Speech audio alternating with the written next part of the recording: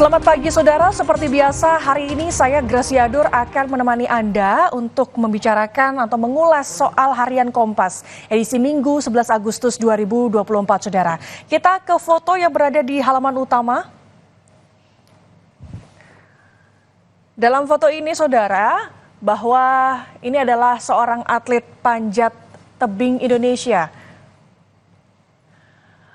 Frederick Leonardo berfoto dengan latar belakang Menara Eiffel di Champions Park Trocadero, Paris, Prancis pada Jumat lalu, saudara. Champions Park ini merupakan lokasi yang dikunjungi atlet pemenang Olimpiade Paris 2024 dari berbagai negara untuk merayakan kemenangan dan berinteraksi dengan pengunjung.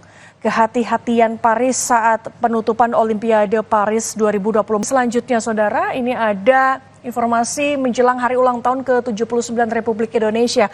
Ada judul, duplikat bendera pusaka siap berkibar di Ibu Kota Nusantara, saudara.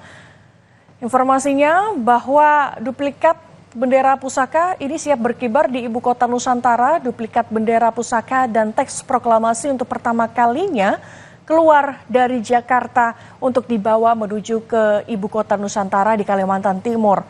Dan prosesi kirap yang mengiringi disebutkan menjadi simbol penghormatan sejarah dan perjuangan serta menggambarkan tekad menjaga persatuan dan kesatuan bangsa. Kemudian saudara, kita beralih ke informasi lainnya yang berada di halaman 15. Informasi mancanegara, ada judul besar di sini yaitu pesawat berhasil jatuh.